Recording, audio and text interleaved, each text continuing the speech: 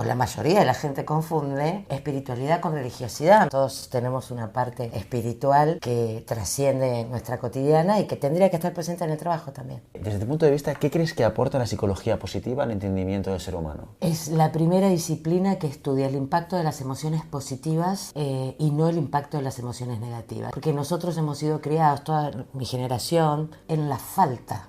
En lo que falta, en lo que no hay, en lo que no funciona y uno tiene que mejorar. Pero no hemos sido educados a capitalizar lo que sí hay y maximizarlo. La llave de todo es el autoconocimiento. Cuando vos sabés tus miserias, tus sombras, tus limitaciones, tus vergüenzas, tus faltas, bueno, pues que venga otro a mostrártelo, ¿qué te importa? Solo a partir de la aceptación se puede mejorar. Si estoy en negación, no puedo mejorar nada. Los líderes tienen estas brechas de inmadurez y esto lo traslada a sus decisiones políticas. Nadie lidera de una manera distinta de cómo vive. Cuando te encuentras con eso, ¿qué es lo que haces? Siempre una acción está precedida por un pensamiento y que la palabra, que tiene 3 dimensiones, pensada, hablada o actuada, es declarativa, es generativa. Esta es una definición del coaching ontológico. Entonces la palabra genera realidad, con lo cual si yo enuncio de alguna manera y repito y repito y repito, tal vez de alguna manera me estaré acercando a una realidad. ¿Cuál es tu opinión sobre la IA y cómo está transformando el cómo también nos relacionamos entre nosotros? Habrá que ser inteligente para preguntarle a la IA también, ¿no?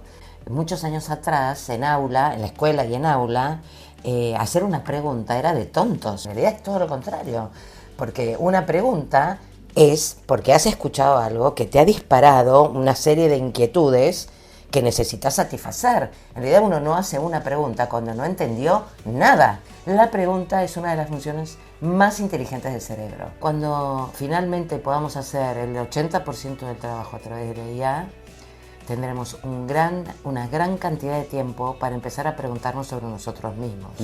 Pensar cómo me siento, qué me falta, qué estaría funcionando mal en mi vida, cómo podría mejorar tales o cuales vínculos, qué dimensión de autoconocimiento me falta, qué me apasiona, si soy feliz o no. Puede ser muy amenazante, no habrá dónde esconderse.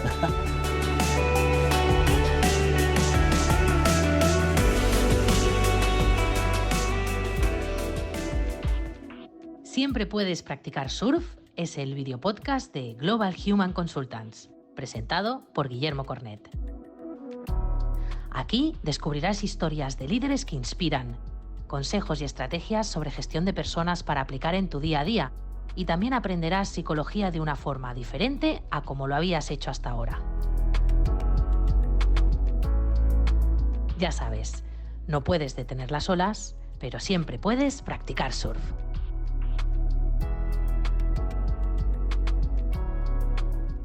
Hoy se pasa por el podcast alguien que lleva más de 25 años hablando de bienestar laboral, cuando el término, ojo al dato, todavía no estaba de moda. Autora, consultora, conferenciante internacional y vicepresidenta de la Comisión Internacional de Expertos en Bienestar Laboral. Línea de Giglio ha trabajado con más de 100 organizaciones y ha facilitado procesos a más de 50.000 personas.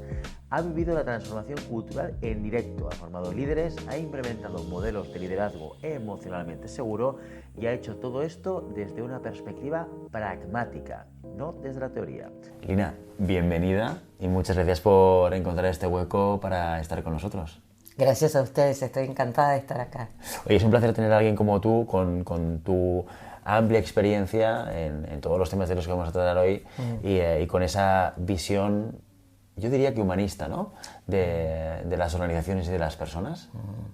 Sí, no solamente humanista, que es un liderazgo que hace un tiempo ya está instalado. Lo que pretendo es que haya una visión un poco más espiritual en esta dimensión que las personas tenemos y que tanto tiempo fue, digamos, asignada solamente a la religiosidad. Y esto no es así, digamos, todos tenemos una parte espiritual que trasciende nuestra cotidiana y que tendría que estar presente en el trabajo también.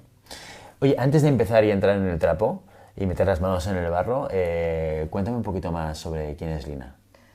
Bueno, yo soy una argentina, radicada en Barcelona hace casi 4 años. Tuve mi empresa de formación y consultoría en Argentina durante más de 20 años. hasta que la crisis argentina me obligó a tomar una decisión de salir del país, porque cada vez las cosas estaban más difíciles, así que levanté todo ya en edad de madurez y vine a España con mi esposo y mis hijos, que son trillizos. ¡Wow! Que ahora tienen 22 años, son 2 varones y una mujer, preciosos.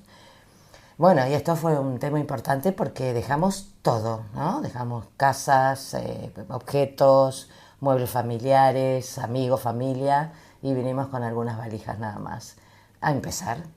Y bueno, toda una aventura y muy contenta estoy de la decisión y de cómo está yendo esta aventura. ¿Cómo se vive emocionalmente una situación como esa, en la cual te ves obligado a dejar tu país natal por circunstancias externas a ti? Bueno, yo en particular lo viví con mucho resentimiento, tengo que decirlo, ¿no? A pesar de que se supone que soy una experta en gestión emocional y que no tendría que tener estas emociones, pero todavía me duele que mi país no me haya dado una puerta de salida. Esto no quiere decir que finalmente la puerta que encontré no sea mejor y me guste y disfrute mucho de estar, especialmente en Barcelona, en España y especialmente en Barcelona. Pero lo que te diré es que hace muchos años que he decidido que cuando las circunstancias que me rodean no me satisfacen, genero mis propias circunstancias. Entonces, bueno, puesto a esta afirmación rotunda, bueno, a los toros, como dicen acá. Y en lo profesional, ¿cómo te planteas ese cambio, ese salto? Porque yo creo que muchos de nosotros, los que estamos aquí en Barcelona, es una ciudad muy cosmopolita, pero también sucederá en Madrid y en Valencia y en otras ciudades de España, conocemos a mucha gente que, con tu situación, ¿no? Que se ha visto obligada a marcharse y aterrizar aquí. Quizás no somos tan conscientes de la dificultad que tiene eso. Tenemos conciencia, pero quizás no una profunda conciencia del esfuerzo, ¿no? Psicológico y emocional que ello tiene. En la parte profesional, cuando tú aterrizas aquí, ¿cómo te planteas los siguientes pasos? Bueno, yo creí que con el posicionamiento que yo traía de Argentina y la experiencia y la cartera de clientes internacionales, iba a poder introducir mi marca en el mercado español. Y esto no sucedió. Fundamentalmente porque la manera de relacionarse laboralmente, los profesionales y las empresas, es diferente de cómo es en Argentina. En Argentina estamos siempre al borde del precipicio y la manera de gestionar los negocios es ciertamente agresiva en términos, no agresivos de rudos, sino agresivos en términos de búsqueda de resultados, ¿no? Y me acuerdo que estaba empezando, hablando, alguien me refirió a un colega y yo le dije, oye, te irá muy bien, tú que tienes una oficina de Headhunter, yo tengo un producto que seguramente te va a interesar para tus empresas. Y me dijo, lo hiciste fatal. Me dijo, si tenés 5 minutos te llamo y te explico todo, ¿no? Y era una persona, era un conocido de un conocido mío acá. Y me dijo, mirá, no, dice, esta es nuestra primera cita y ya me estás proponiendo matrimonio. Me dijo, acá todo es mucho más lento, acá me tenés que contar, acá me tenés que decir y acá tenés que esperar. Yo pensaba, pero yo no tengo tiempo de todo eso. Esos tiempos no son mi manera y no los puedo esperar. De manera que después de un año de intentar varias cosas, digamos, enviar mails, hacer entrevistas, hacer todo lo que uno hace para darse a conocer, finalmente comprendí que la manera era otra y lo que hice fue potenciar los contactos que había conocido gratamente, especialmente a través de la Fundación Mundial de la Felicidad, donde soy advisor ahí. Y entonces dije, bueno, acá hay que cambiar la estrategia. Lo que haré es, volveré a mis orígenes y seré una consultora senior bajo marca de otros. Y esto fue lo que hice, digamos, elegí relacionarme con 3 o 4 referentes muy fuertes del mercado catalán, que tuve la suerte de conocer, y trabajo bajo nombre de ellos, ¿no? con mi propio nombre. Yo también he duelado mi empresa, ¿no? También he duelado mi empresa. Pero bueno, ya, todo ha cambiado, digamos, la vida es ciclos y hay que dejar ir. Y muy contenta estoy, porque entonces todo lo que tiene que ver con la idiosincrasia comercial, bueno, ya fue un gran peso que yo me saqué de la espalda, porque claro, no por no hacer gestión comercial, que lo he hecho toda la vida, ¿no? Pero bueno, en el mercado local, en el mercado de uno sabe cómo, ¿sí? Y además tiene sus referencias. Y acá era totalmente ignota, así que ese fue mi camino. Oye, hablas mucho del bienestar en las organizaciones, Sí. ¿no? Cosa que forma parte también de Sí. nuestra misión Sí. como organización. ¿Cómo llegas a ese terreno en el cual uno de tus leitmotiv es trabajar sobre el bienestar? Bueno, primero, antes de trabajar sobre bienestar, trabajé sobre felicidad. Y hago esta diferencia porque la felicidad es del orden de lo individual y el bienestar es del orden de lo colectivo. Entonces, hay muchos años en los cuales yo era bastante infeliz en las organizaciones, porque tuve mi desarrollo profesional bajo nómina, también muchos años. Siempre estuve como muy inquieta con esta disociación que se hacía hace 20 años atrás, 25 años atrás, en donde el ser humano estaba escindido de su parte personal, de su parte profesional. Y yo me decía, ¿pero por qué? ¿No? ¿Por qué pasa esto? Esto tiene que ser de otra manera. Así que cuando fui madre, abandoné mi contrato bajo nómina y los trillizos trajeron de todo. También trajeron mi identidad de profesional independiente y empecé a hablar de sentirse bien, ¿no? Primero hablaba de sentirse bien, de cómo poder, a partir de la gestión de las emociones y del autoconocimiento fundamentalmente, alcanzar mayores estados de tranquilidad en términos de trabajo, ¿no? O de no malestar, te diría. Luego, pasado algún tiempo, me empecé a interesar específicamente por el tema de la felicidad, porque yo me defino como una persona feliz, independientemente de que no estoy todo el tiempo feliz, digamos. Y empecé a investigar. Llegó a mi conocimiento la Escuela de la Felicidad de la Universidad de Harvard. Es un marco teórico encabezado por Martin Seligman, el padre de la psicología positiva, por el 95. Bueno, y me empecé a especializar en eso. Y en ese momento que yo lideraba mi consultora, tenía 10 personas a mi cargo y 20 profesores itinerantes que iban por todas las empresas. Mi equipo de trabajo me decía: tenés que escribir un paper, porque eso te falta, escribir un libro. Y yo decía, pero déjenme de fastidiar, yo tengo bastante con la consultora, con los trillizos, ahora me tengo que poner a escribir un libro también. No, que tenés que escribir un libro. Bueno, voy a escribir sobre felicidad, dije. Y entonces me empecé a documentar, leí infinitas cosas, porque, digamos, la felicidad tiene infinitos caminos y yo tenía que poder elegir sobre cuáles quería hablar. Así que estuve 2 años investigando, leyendo, investigando, luego el libro lo escribí en 3 meses, ¿no? Y publiqué mi libro, Sentirse más feliz en el trabajo.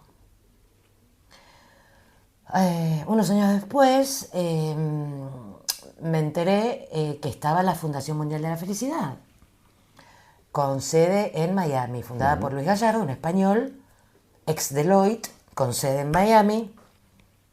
Y recuerdo que cuando vi por primera vez que existía esta fundación, una lágrima rodó por mis mejillas, ¿no? Porque dije, yo no puedo creer que esto exista. Esto está en Miami, yo estoy en Buenos Aires, qué lejos que estoy. Bueno, y me resigné. Seguí investigando sobre felicidad, estuve en contacto con ellos de manera remota y la vida quiso que algunos años después yo estuviera en Barcelona y Luis Gallardo trajera o creara la sede España de la Fundación Mundial de la Felicidad. Así que en 2022, que fue el primer congreso en donde yo estuve, yo llegué acá en julio del 2021, pues fui a la primera edición del Congreso Mundial de la Felicidad en España. Y ahí conocí a gente interesantísima, entre los que está Nacho Barraquer, y ahí me vinculé con Raúl Varela y con Luis Gallardo y con otra gente, con Raquel Valero, que es la presidenta del Ágora de Barcelona, y me ofrecieron una posición o un cargo, como quiera llamarlo, de consejera.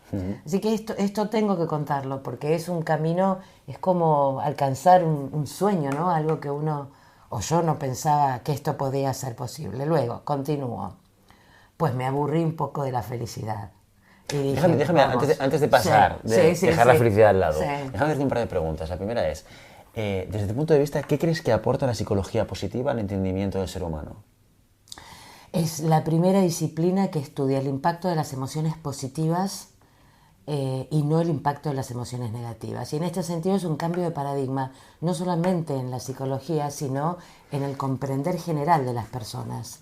Porque nosotros hemos sido criados, toda mi generación, posiblemente la tuya, y luego por cascadeo, hemos sido criados en la falta, en lo que falta, en lo que no hay, en lo que no funciona y uno tiene que mejorar. Pero no hemos sido educados, y la sociedad todavía no alcanza este punto, de capitalizar lo que sí hay y maximizarlo.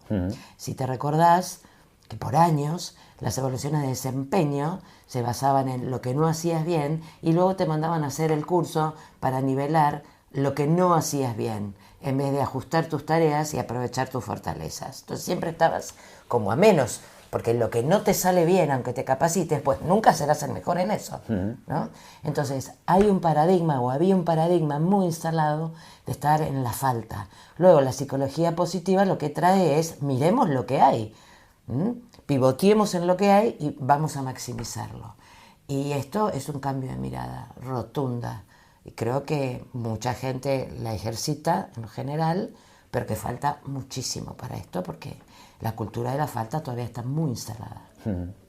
Sí que es verdad que esto es como el core, uno de los cores del discurso de Seligman, que luego dentro del mundo de la psicología hay mucha crítica, ya sabes, hacia este core que dice, no, la psicología lleva mucho tiempo también hablando de este tema, ¿no? Pero sí que es verdad que cuando él se hace cargo de la presidencia de la APA, ¿no? En Estados Unidos, que su primer discurso va en dirección hacia esto, la psicología en el pasado. Nunca ha hablado del equilibrio de la parte positiva, ¿no? O de esta parte de felicidad. Muchos psicólogos levantan la mano ahí diciendo, no, esto es mentira, que hay muchos que hemos hablado de esto y que se ha hablado de esto y han investigado, ¿no? Pero sí que entiendo que es un poco lo que cambia o lo que parece que impacta más en lo que es la parte de psicología positiva, ¿no? Sí que me gustaría preguntarle, tú has dicho, has afirmado, yo soy una persona feliz, no siempre estoy feliz. ¿Qué es para ti la felicidad? La felicidad es lo que es, según la ciencia, ¿no? Y diría una amiga mía, no hables de ciencia de felicidad. Digo, ¿cómo no? Si hay estudios científicos. Hay que definirlo, ¿no? Bueno, pero además hay un montón de estudios científicos. Pero si no lo podemos definir, no lo podemos medir. Si no Totalmente. Lo podemos medir, no podemos hablar de... Bueno, esto es ciencia, o sea, claro. Hay que crear un constructo alrededor de la felicidad. Bueno, ¿no? y hay mucha medición, digamos, y hay mucha teoría y hay mucha hipótesis, con lo cual, digamos, podríamos decir que es una ciencia o una pseudociencia o va camino a la ciencia. Pero independientemente de lo que diga la ciencia, sí, o sea, para mí ya no estoy en este discurso, sino para ti como Lina, ¿no? O sea, para mí. Tú cuando te identificas con la felicidad, ¿no? Cuando tú dices, yo soy una persona que soy feliz, ¿qué significa la definición de felicidad para Lina? Bueno, está una capacidad natural que después fue ejercitada de poder ver lo bueno en las personas, en los sucesos, en las cosas, digamos, un alto sentido de apreciatividad. Una alegría natural que me vino por nacimiento, cierta tendencia a la liviandad, ¿no? Al no conflicto, digamos, y un profundo sentimiento de gratitud. Creo que eso es lo que más me acerca a la felicidad, ¿no? Sentirme agradecida. O sea, si me detengo un momento y digo, ay, qué lindo esta mañana de sol y escucho los pajaritos y a ver... ¿no? Y respiro hondo y me viene un sentimiento de gratitud. Eso es lo más parecido a un estado de felicidad plena en ese momento. Qué bueno. Me contabas, ahora retomo un poco el tema anterior, hablabas de felicidad, escribiste el libro y dices en un momento, me canso de hablar de felicidad, sí. ¿No? ¿Qué pasa en ese momento? Primero tengo que decirte que cuando escribí el libro, que fue en 2016... Así como lo publiqué y lo presenté ante amigos y clientes y se distribuyó en librerías, así lo tuve que guardar, ¿sí? Porque el mercado no estaba listo para hablar de felicidad en 2016.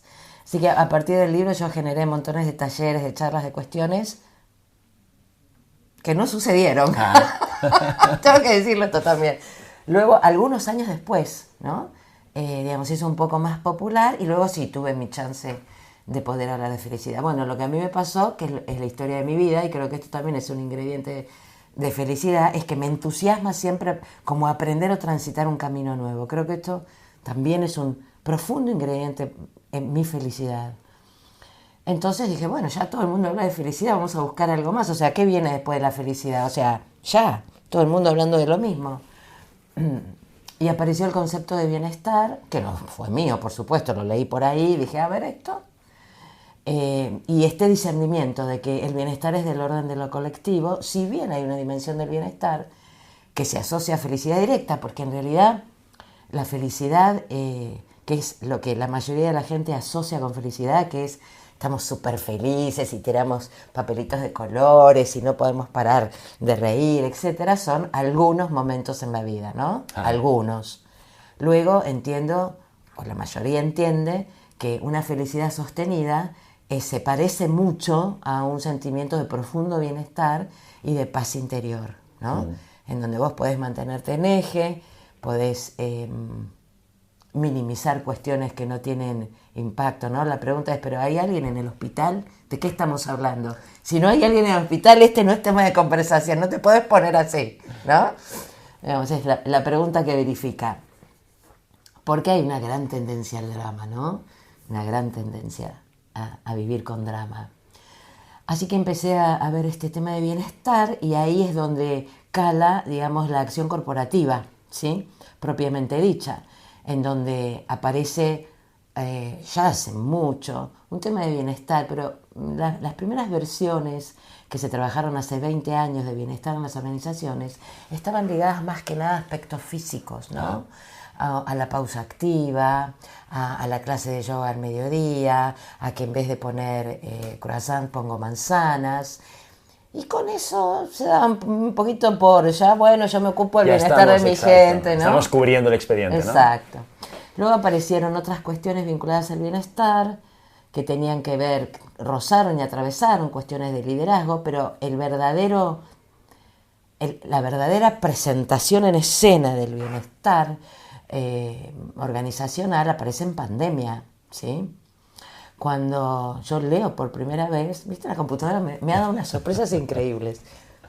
Una vez estoy leyendo y leo la salud mental de los empleados. Yo dije, Wala, perdón, ¿de qué estamos hablando? ¿De salud mental? Porque estamos todos locos en el trabajo. Estamos hablando de salud mental. O sea, reconozco que fue un término que me impactó profundamente porque hasta ese momento la mayoría de nosotros asociamos falta de salud mental directamente con locura, ¿sí? Y todos tenemos, creo que uno de los miedos más atávicos que tenemos todos los seres humanos es de perder la cordura, ¿no? De enloquecer. Entonces fue muy impactante. Algún valiente se animó, ahora no recuerdo el nombre, debería buscarlo porque... Y bueno, otras voces se replicaron y se empezó a hablar de salud mental, y luego se empezó a hablar, apareció la definición de salud mental de la Organización Mundial de la Salud, entonces comprendimos que en realidad esto tenía que ver con un estado de equilibrio en donde se podían llevar adelante cuestiones sin que se vieran involucradas aspectos íntimos del equilibrio emocional. Bueno, ok, estoy un poquito más tranquila, vamos a hablar de salud mental entonces con todos estos componentes. Yo lo que veo ahora es que el tema del bienestar organizacional en las organizaciones se parece mucho a lo que fue en su hora, hace unos 30 años atrás, al surgir de la responsabilidad social corporativa, ¿sí? En donde había que hacerlo, ¿sí? Las grandes empresas tenían que hablar de esto, tenían que montar su departamento de responsabilidad social corporativa porque sí, porque había que hacerlo, ¿no? Era marca también, además de muchos beneficios fiscales.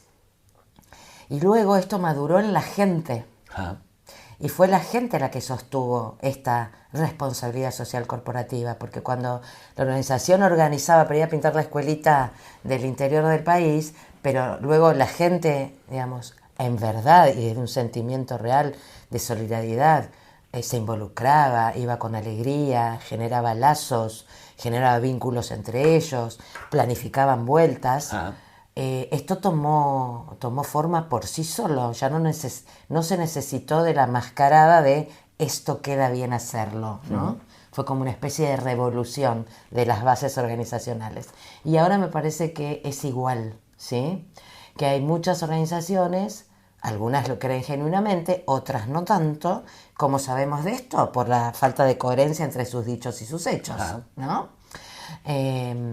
Pero sí la gente se adueña de esto. Entonces, aun cuando estratégicamente pueda estar débil, o sea, más por la galería que para otra cosa, pues la gente se adueña y demanda, y pide, y exige, ¿no? Y declara vulnerabilidad, que era algo que hasta hace muy poco tiempo tampoco estaba permitido. Oye, y de esa disonancia, creo que hace poquito hiciste un vídeo en LinkedIn, ¿verdad? Hablando de esa disonancia entre lo que algunas empresas dicen y hacen, y que creo que hacías mención, ahora te lo tiro de memoria, creo que hacías mención a que te encontrabas con eso en algunos casos, en algunas organizaciones, ¿no? Cuando te encuentras con eso, ¿qué es lo que haces? Cuando me encuentro con el tema de las resistencias No, la disonancia entre bueno. Yo quiero trabajar o transmitir unos valores, pero luego no trabajo ni los comportamientos ni lo que pasa en el día a día en el trabajo, ¿no? Bueno, en realidad el mejor escenario en esos casos es hacer un diagnóstico y una breve consultoría para dejar en evidencia esta brecha, ¿no? Porque la organización o la cultura organizacional se parece bastante a lo que puede ser la cultura o las creencias de una persona, en donde siempre declaramos que el lunes vamos a empezar la dieta y luego no lo hacemos. Que es la normalidad. ¿No? Que es la normalidad. Entonces, tenemos que saber también que las organizaciones funcionan en este sentido, con algún nivel de incoherencia, y entonces la mejor manera de mostrar estos niveles de incoherencia es con dato duro de la realidad. Luego, dependerá del grado de madurez de la organización y del momento por el que esté atravesando, si está decidido a transitar esto o no. Y esto es lo mismo, ¿no? Yo puedo mostrarte, bueno, mira, en verdad tendrías que bajar las harinas, tomar un poco menos de alcohol, dormir un poco más el fin de semana, ¿no? Sí, claro, sí. Pero todos sabemos que una cosa es comprenderlo y otra cosa es actuarlo. Hay un clic interior que pasa en algún momento cuando comprendemos que el beneficio de hacerlo es superior al beneficio de no hacerlo, ¿no? Ahora, ¿por qué en general esto está en manos de la dirección? Siempre decimos que tiene que ser a nivel estratégico.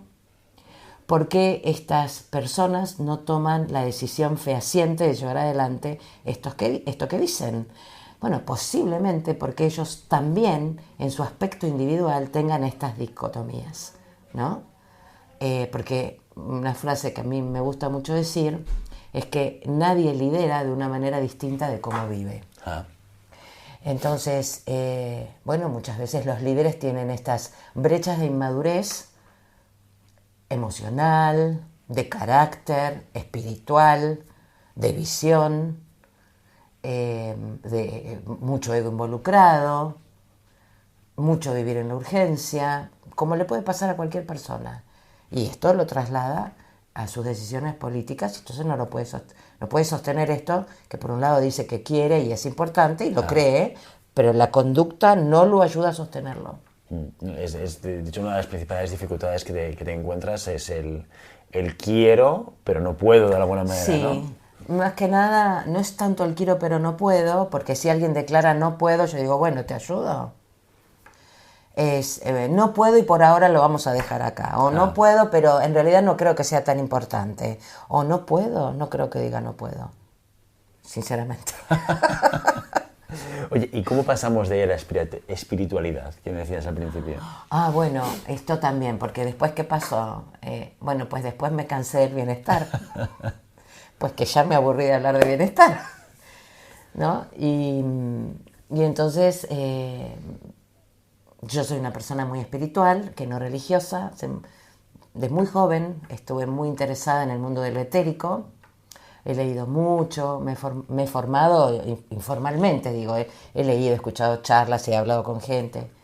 La dimensión sutil de la energía que nos mantiene vivos, Ah. es algo que me interesa mucho. Entonces, también, siempre leyendo alguna cosa, encontré a Dana Zohar y a Ian Marshall en su libro de organizaciones cuánticas, que simplemente eso como que me voló la cabeza, ¿no? Porque dentro de mis lecturas habituales o de mayor interés está todo el tema de la física cuántica, ¿no? De esto que todo coexiste en el mismo momento y la división de la partícula y cómo hacemos para conectar lo que convive en otros planos y que se materialice en la realidad. Bueno, todo este principio de la física cuántica, que esto no es esoterismo, esto es ciencia también, física cuántica. Y Dana Zohar es física. Luego se introdujo en el mundo de las organizaciones y con su colega Ian Marshall en el 2001, mirá cuando te digo, escribieron ese libro, Organizaciones Cuánticas, e hicieron un paralelismo entre la física newtoniana y la física cuántica, ¿sí? En donde, digamos, algunos principios, por ejemplo, de la física cuántica, que tiene que ver con una partícula que está dividida, no importa a qué distancia esté, si una se modifica, la otra parte se modifica igual. Entonces, pero ¿cómo puede ser? ¿No? Bueno, entonces, hablando de las organizaciones, dice, cualquier parte de la organización, si se modifica, modifica una, aunque sea remota. Luego, la física cuántica habla de la unidad, del holístico, y ellos ponderan que la organización es un ente holístico. Luego habla de la colaboración, ¿sí? Como un ente que se retroalimenta a sí mismo y se modifica. Y algunos otros principios de la física cuántica que ellos trasladan a la organización. Así que empiezo a leer esto y leo que ellos dos están bajo lo que es el marco filosófico de la inteligencia espiritual. De la inteligencia espiritual se habla hace mucho, lo que pasa es que de la inteligencia espiritual hablaban los griegos, pero, digamos, un tema que quedó como por ahí, que no estuvo en el tapete sino hasta ahora y más o menos, porque, repito, no tiene que ver con religiosidad ni con dogmas, casi que es todo lo contrario, ¿no? Es esta dimensión sutil del ser humano que necesita trascendencia, estar en unidad y trascender. Esta es la dimensión espiritual del ser humano.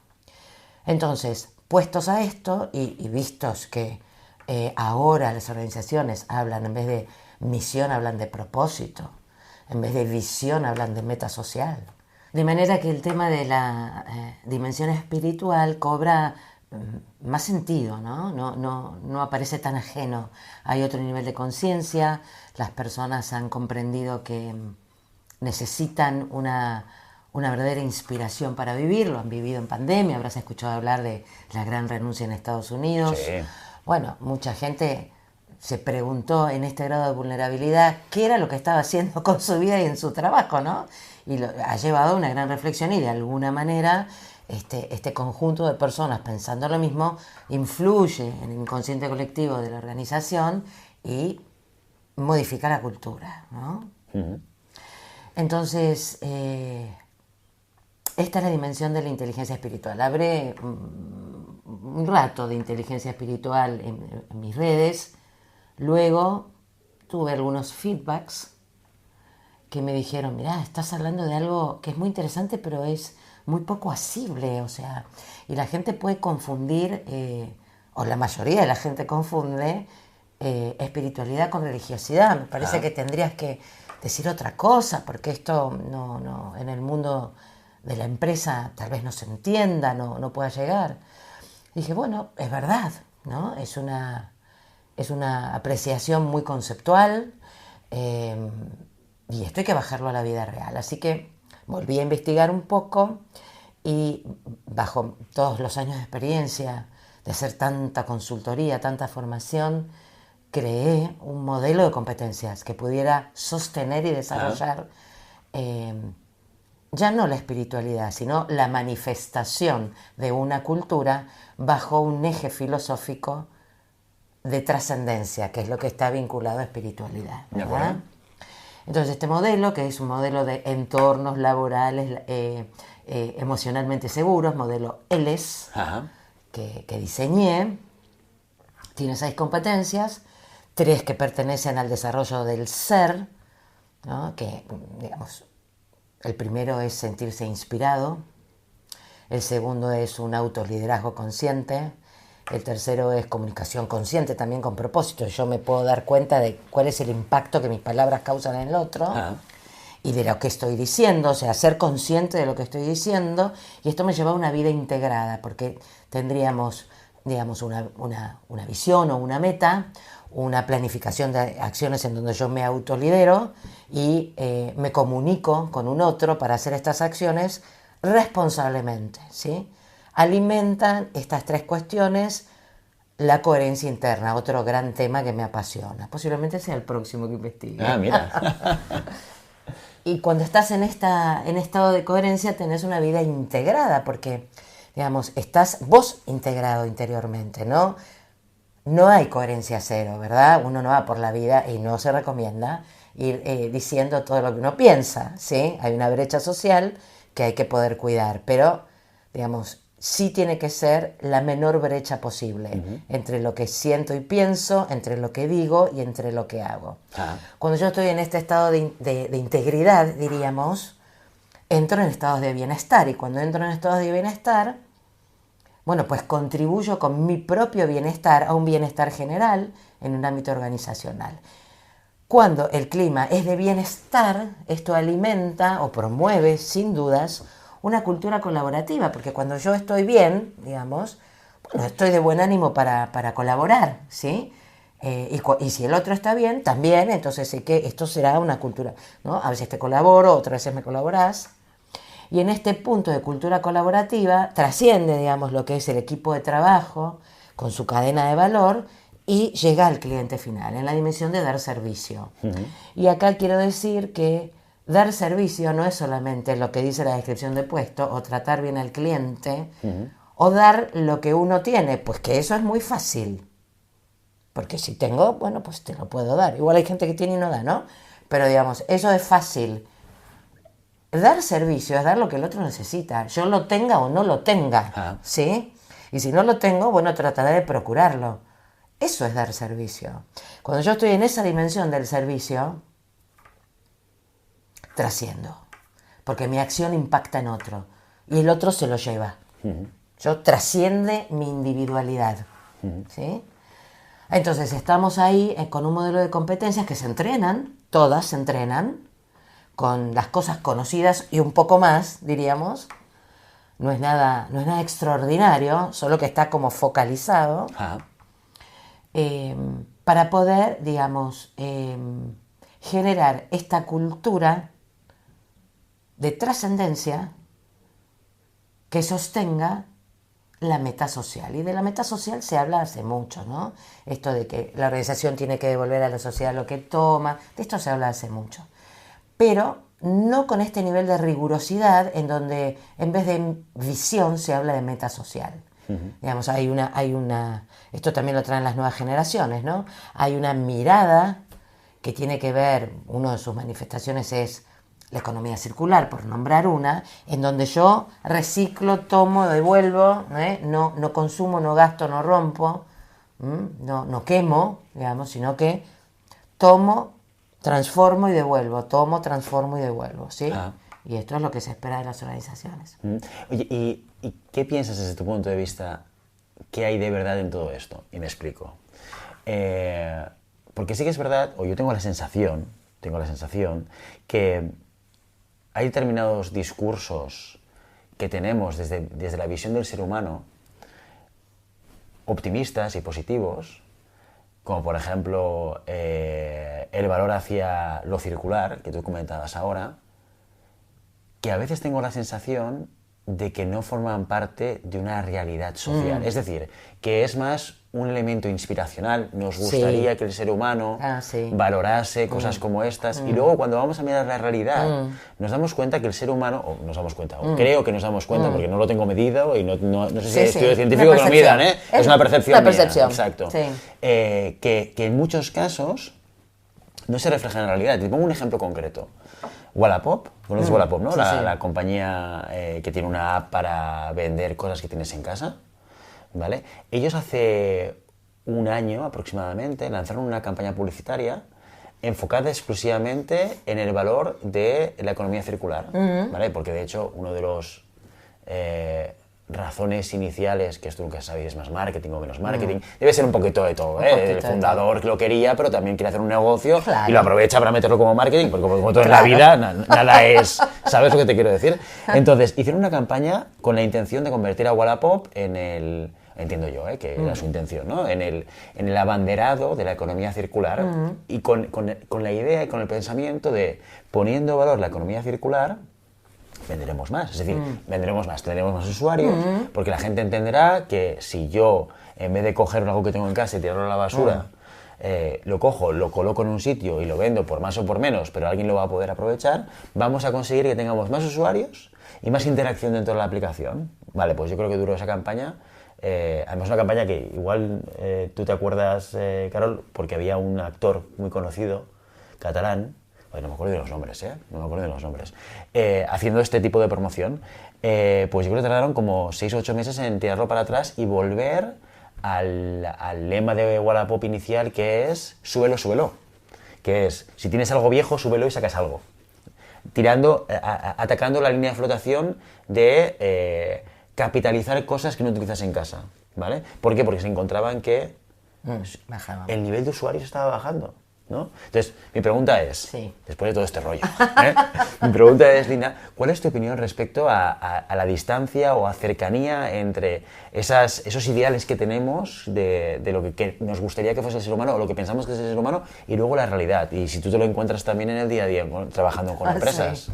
Bueno, primero te voy a contar la anécdota del día a día y después teorizaré. Ayer estaba tomando un café súper interesante con un amigo filósofo, viajado por el mundo, que sabía de política, de todo. Una conversación, y cuando nos despedimos le digo, bueno, te dejo que me voy al Primark, ¿no? Entonces me dice, tené cuidado, no uses con el Primark, que para comprar camisetas por 2 pesos andás a ver lo que hacen, ¿no? Le digo, bueno, esa es la parte terrenal que tenemos después de toda esta conversación, ¿no? Digamos, uno está inmerso en esta sociedad que todavía es una sociedad de consumo, aunque ahora se postula como capitalista humanista. Eso por un lado, digamos, y los cambios culturales son lentos, ¿sí? Por otro lado, diré que siempre una acción está precedida por un pensamiento, ¿sí? Y que la palabra, que tiene 3 dimensiones, pensada, hablada o actuada, es declarativa, es generativa. Esta es una definición del coaching ontológico. Entonces, la palabra genera realidad. Con lo cual, si yo enuncio, de alguna manera, y repito, tal vez de alguna manera, me estaré acercando a una realidad. ¿Por qué no la puedo acercar inmediatamente? Porque el cambio cultural es enorme y nosotros estamos inmersos en esta cultura, ¿sí? Y además hace unos cuantos años que estamos inmersos en esta cultura, digamos que no es lo mismo un niño con estos nuevos rasgos culturales que un maduro, ¿no? Que viene de una cultura muy afianzada en lo que es los resultados, el capitalismo, la rentabilidad, el éxito, la carrera. Se reconoce, bueno, todo un conjunto de cuestiones que, bueno, llevan más tiempo poder modificar. Entonces, creo que también es la historia de la humanidad y no me parece mal tener una aspiracional. Si no tenemos una aspiracional, ¿hacia dónde nos dirigimos? ¿Sí? Luego, bueno, ¿a qué distancia estamos de la aspiracional? Bueno, depende del grado de conciencia, ¿sí? Hay gente que es más consciente y gente que es menos consciente. Diré en general que entiendo que cada vez hay más gente consciente, ¿sí? Hay más gente que está vinculada a cuestiones menos materiales, más trascendentales, o sí, más vinculados al ser y no tanto al tener o al hacer. Y esto se vio en los últimos años, ¿no? Pero entiendo que los cambios son muy lentos. todavía espero y creo, y ¿no? La otra vez también alguien me decía, ay, la inteligencia artificial, qué miedo, ¿no? Y yo decía, sí, también tuvimos miedo del internet y también hubo miedo en la revolución industrial. O sea, y de las calculadoras también, ¿eh? Claro. ¿Viste aquella imagen que salía mucho en LinkedIn de las calculadoras o no? Que salían los profesores con pancartas diciendo, sí. ¿eh? Nos vamos a quedar en paro, o decía, no, la gente va a dejar de saber sumar, ¿no? Sí. O sea, claro. Claro. Todo cambio. Bueno, son todas resistencias al cambio y a todos estos esquemas de pensamiento, a todas nuestras creencias que nos sostienen.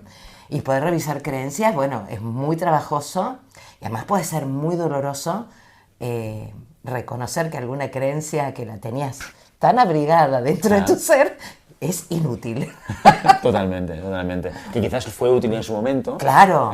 O incluso no a ti, sino a tus Exacto. padres o a tus abuelos, porque Exacto. a veces vienen creencias que se van transmitiendo, ¿no? Exactamente, exactamente. Así que bueno, no creo que sea un problema en especial, no creo que sea un punto que debiera preocupar especialmente esta distancia entre la aspiracional y la acción, porque entiendo que siempre fue así, que siempre hay un recorrer hasta que uno llega lo más parecido y que aparecerá otro aspiracional después. Has sacado el tema de la IA, entonces te lo tengo que preguntar. A ver. ¿Cuál es tu opinión sobre la IA y cómo está transformando el cómo también nos relacionamos entre nosotros? Sí, a mí me parece fabulosa. Creo que yo todavía no le doy... Ahora me noté en un curso de IA. ¿Sí? Y porque no puedo no saber, ¿no? Y eso que acabo de declarar hace un rato, yo, por supuesto no soy nativa digital, ya está a la vista. Pero a mí me parece fabulosa. Tengo 2 amigos que lo tienen cargado en el móvil y de repente dicen, espera, le vamos a preguntar esto, ¿no? Y hacen la pregunta y contestan, agradecen, da un montón de información. Creo que es fabuloso, creo que nos va... Lejos de anularnos, creo que nos va a liberar del yugo de estar tantas horas produciendo en vez de pensando, ¿no? Porque habrá que ser inteligente para preguntarle a la IA también, ¿no? Y creo que ese es el desafío. ¿Qué le vas a preguntar a la IA con toda esa información? Totalmente, estoy muy de acuerdo con esto. De hecho, hace unos meses ya tuvimos aquí a Joan Clotet, que es el autor del libro Humanismo Digital. No, tiene el podcast de Humanismo Digital, el libro también es Humanismo Digital, ¿no? Y hablábamos justamente de la IA y cómo nos puede transformar, cómo nos puede cambiar. Él, como buen humanista, decía, claro, el ser humano tiene algo que una máquina nunca podrá reproducir. Entonces yo le preguntaba a él, ¿y no crees que estamos sobrevalorando el ser humano? O sea, claro, porque si yo miro para atrás en la historia... Sí, la verdad. Claro, yo soy humano y por supuesto pienso que el ser humano es como lo central, ¿no? ¿Qué voy a pensar yo que soy ser humano? Pero claro, si miro hacia atrás en la historia, han habido campos, ¿sí o no? Claro. Decíamos, la IA nunca podrá sustituir la creatividad humana.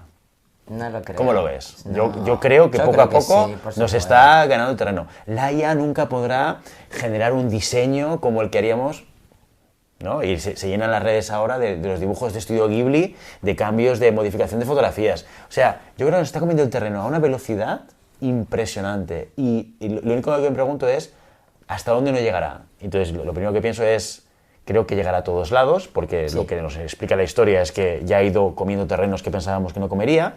Pero luego también pienso que igual como ser humano me estoy equivocando porque pienso que somos únicos, ¿no?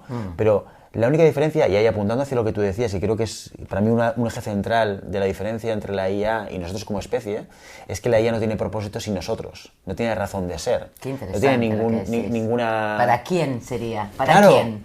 El por qué. Nosotros nacemos con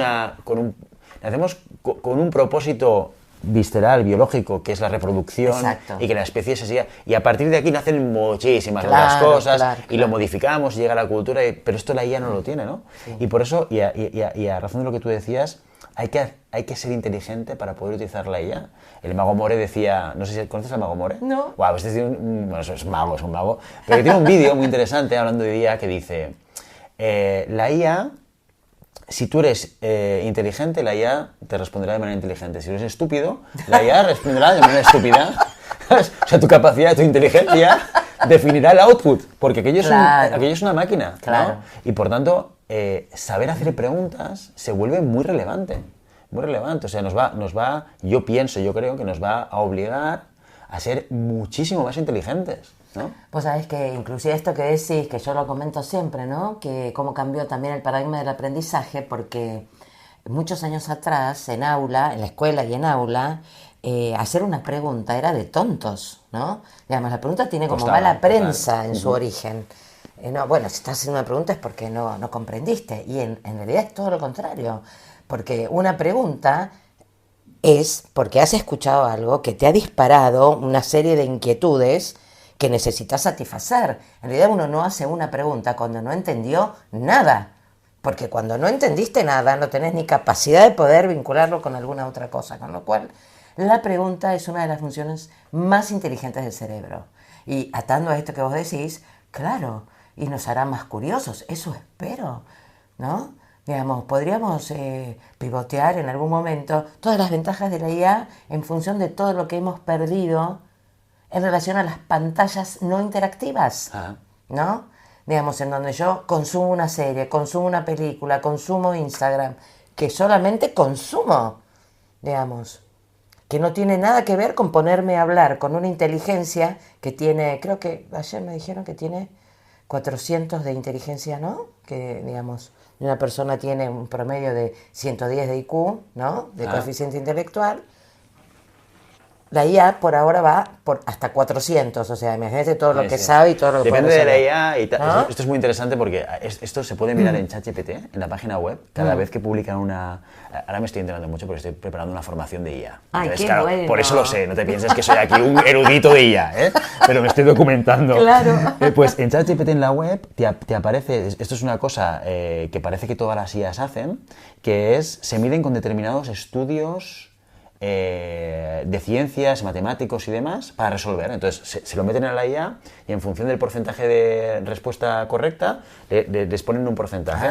Pues están ahora, el ChatGPT, creo que la última versión que ha salido, el O4 Mini High o no sé cuál es, pues está al 80% de respuesta. Es decir, infinitamente más inteligente que el promedio de la civilización humana. O sea, vamos, Totalmente. que nos gana de pasada. Y además, ¿sabes otra cosa? Qué interesante, porque, digamos, ¿cuánto tiempo hemos consumido formándonos para un saber hacer que nos permita ganarnos la vida? Esto nos ha ido, en términos generales hablo, comiendo vida, ¿no? Porque uno necesita estar siempre produciendo, sabiendo, para poder ganarse el sustento, para poder alcanzar algunas cuestiones que para uno son importantes, la educación de los hijos o la manutención de los padres o uno mismo. Yo digo, cuando finalmente podamos hacer el 80% del trabajo a través de la IA, tendremos una gran cantidad de tiempo para empezar a preguntarnos sobre nosotros mismos. Y esto es un enorme desafío, porque todos conocemos gente que es adicta al trabajo, ¿verdad? Entonces, cuando yo pueda resolver algo que antes me llevaba 2 días en 1 hora, pues tendré 23 horas más para pensar cómo me siento, qué me falta, qué estaría funcionando mal en mi vida, cómo podría mejorar tales o cuales vínculos, qué dimensión de autoconocimiento me falta, ¿no? ¿Qué me apasiona? Si soy feliz o no, qué me pasa con mi pareja, qué me pasa con mis hijos, qué me pasa con mi sueño de la juventud. Todo esto no lo pensamos nunca porque estamos siempre trabajando. En la rueda, Pero, en la rueda del claro, hámster, en la rueda del hámster, claro, con lo cual no producir, bueno, claro, puede ser muy amenazante, no habrá dónde esconderse. Qué buena frase, es verdad, no habrá dónde esconderse. En todo esto, con todo este contexto, ¿qué crees que deberían hacer los departamentos de personas, de recursos humanos y talento para poder ayudar a que se genere este cambio dentro de las empresas? Lo primero que deberían hacer es trabajarse ellos mismos, porque de lo contrario es todo mentira. Digamos, trabajarse profundamente a nivel dirección y a nivel recursos humanos. En general, las personas somos las personas que no tienen formación humanista, como quienes nos hemos dedicado a esto, carecen de una gran cantidad de distinciones que les entorpecen la vida, ¿sí? De la misma manera que cuando se me desconfigura el móvil y estoy en la fila del súper y me dice no puede pagar remoto, y yo digo, ¿y ahora qué hago con la bolsa? ¿No? Y entro como en pánico porque no domino tecnología. Bueno, La mayoría de las personas que no están en estos conocimientos están muy carentes de distinciones. Entonces, tienen grandes huecos internos que en lo general creen que algo de afuera se los va a dar, intuyen que no, pero da tanto miedo mirar el hueco que van a por afuera, ¿sí? Habrá de todo, por supuesto, hay gente más sensible, gente más consciente, gente menos consciente, pero en lo general no olvidemos que también, y esto va en desmedro de nosotros mismos, la gente de recursos humanos, el departamento de personas, no toda esa gente tiene vocación hacia las personas, ¿sí? Está el lado oscuro del departamento de personas, ¿sí? Que es básicamente donde se ostenta mucho poder sobre otros, ¿sí? El ejemplo más visible es la fase de reclutamiento, ¿sí? La falta de empatía, consideración, respeto y cómo, digamos, un entrevistador sabe que está impactando en el futuro de la vida de su entrevistado y no tiene el cuidado que tiene que tener ni al recibirlo, ni al darle feedback, ni al despedirlo, ¿sí? Entonces, arranquemos por ahí. Con lo cual, es como cuando, viste, dicen que muchos psicólogos estudian psicología porque quieren comprenderse a sí mismos, ¿no? ¿Tú estudias psicología? Yo no soy psicóloga. Yo sí. Vos sí, y Carol también. Carol también. Sí. Yo creo que por estadística, yo... ¿En serio? Sí. ¿Era por eso? Sí. No, yo no, porque yo... ¿Cómo te voy a decir que sí? Yo no, eran los demás. No, pero te puedo asegurar que una gran parte de la gente que estudia psicología en mi promoción y tal... En busca de respuestas. En búsqueda de respuestas, exacto. Eso es. Entonces también, digamos, la gente de recursos humanos, mucha gente que yo he conocido, están desde un lugar de poder, ¿sí? Desde un lugar sutil de poder, medio como un lobo con piel de cordero, ¿no? Si me puedo explicar bien, perdona a todos. Yo también estuve ahí, yo también pertenecía al departamento de personas en su momento, pero digamos, he visto gente muy siniestra. O sea, no toda la gente de recursos humanos es buena. Por eso, digo que lo que primero tendrían que hacer es un profundo tratamiento en sí mismos. Para mí, y esto es otra cosa que no me canso de repetir, yo me canso de escucharme, pero en realidad tengo que seguir repitiéndolo, es la llave de todo, es el autoconocimiento. Entonces, cuando vos sabés tus miserias, tus sombras, tus limitaciones, tus vergüenzas, tus faltas, bueno, pues que venga otro a mostrártelo, ¿qué te importa? Si ya pudiste, ¿no? Solo a partir de la aceptación se puede mejorar. Si estoy en negación, no puedo mejorar nada, ¿verdad? Totalmente. Entonces, lo primero que haría grandes inversiones con la gente de recursos humanos, primero, que es quien opera, pero por supuesto también lo haría con la alta dirección, que no tiene ni idea de nada, porque son hombres de negocios en general, y están siempre muy ocupados para pensar en estas tonterías, y viven muy disociados en lo general. Porque si no, todo es hagamos como sí, ¿no? Y he escuchado mucha gente en alta dirección decir, bueno, pero ¿qué necesita la gente? ¿No? ¿Qué necesita la gente? Pero, porque vos no sos gente, ¿no? O sea, vos también sos gente, ¿vos qué necesitas? No, a ver, hagan lo que necesite la gente, pero ¿y vos? O sea, vos estás adentro de esta organización con un cúmulo de responsabilidades tremendas, en donde seguramente te quebrarás mucho más que más de 4 que están 3 escalones más abajo en la pirámide, y no puedes reconocer ni tu cansancio, ni tu vulnerabilidad, ni tu necesidad de bienestar, ni tu soledad. Bueno, empecemos por ahí. Totalmente. Es que además estos son unos grandes dramas que creo que los puestos de alta dirección tienen y que a veces no son conscientes de que es uno de los grandes retos, ¿no? Que es lo que tú decías, la soledad. Lo hablábamos antes de grabar, Sí. ¿no? Que me contabas. Sí. Pero yo estoy totalmente de acuerdo. La soledad, el sentirte que no puedes compartir...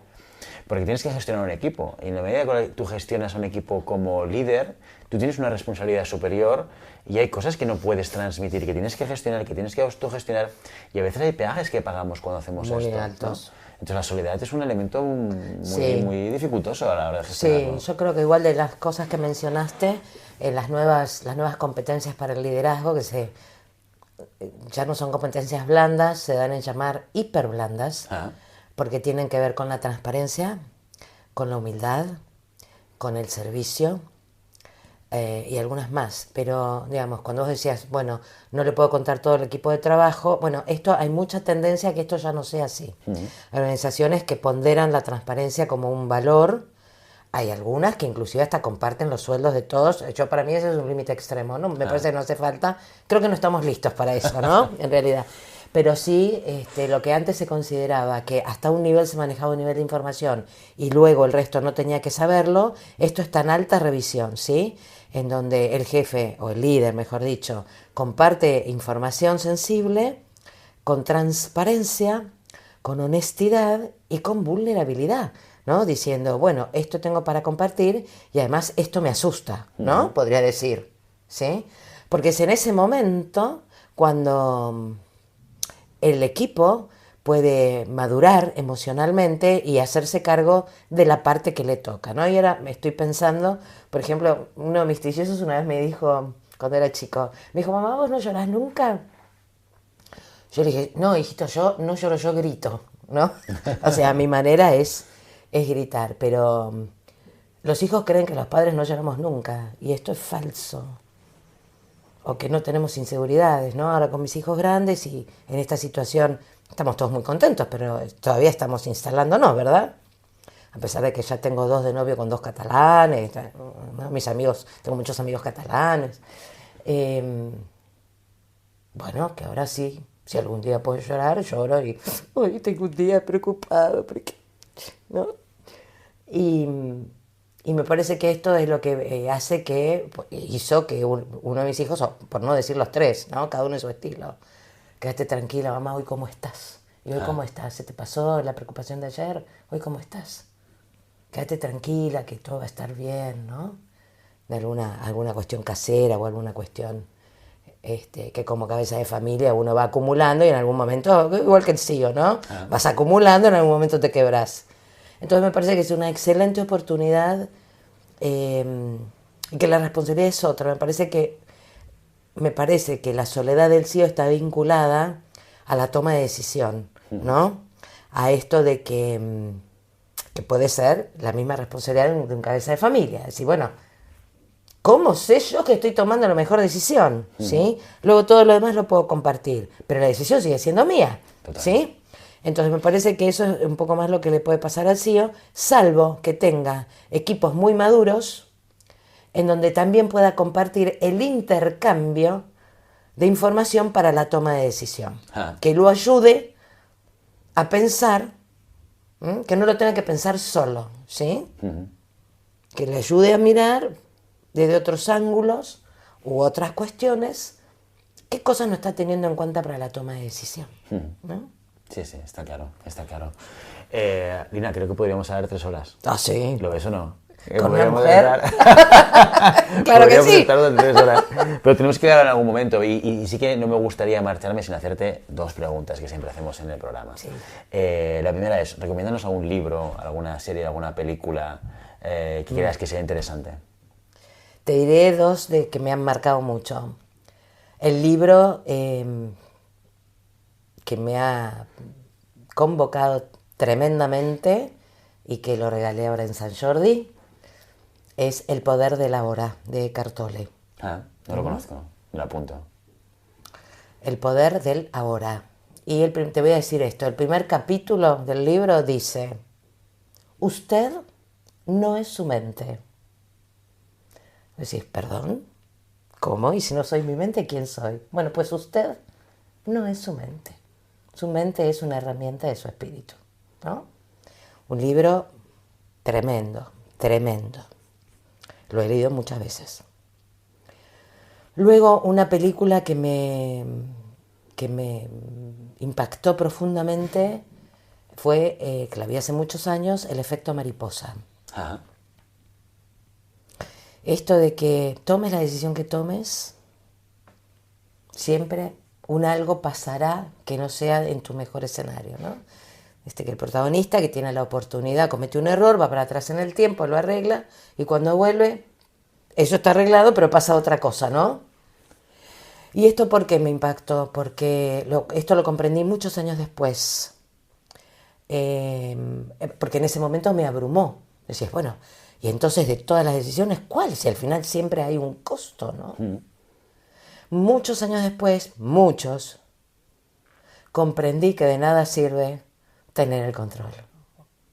Vivir bajo la ilusión del control.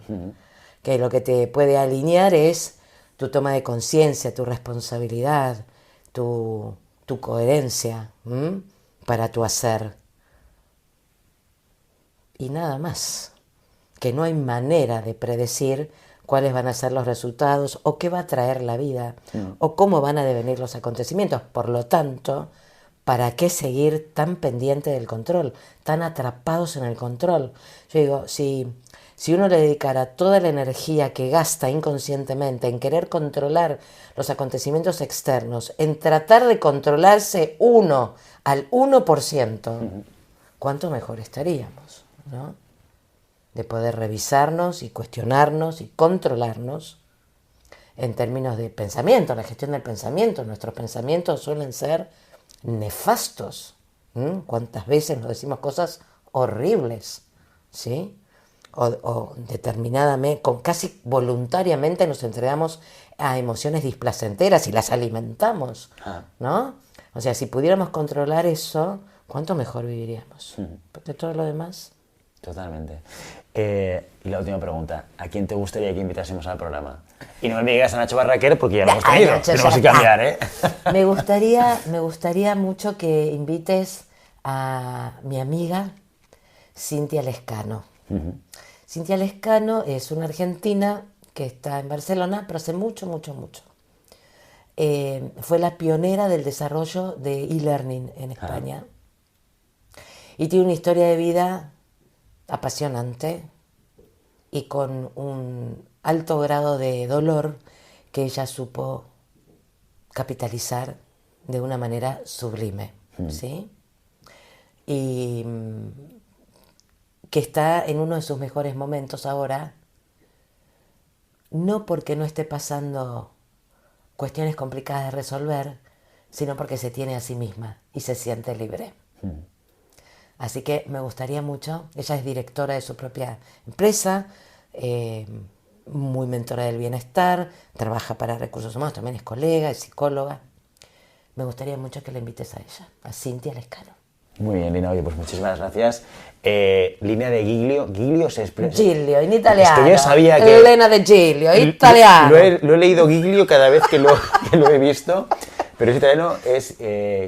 repítemelo otra vez, perdón. Giglio. Giglio. Linadegilio.com, ahí encontraréis... .es, perfecto.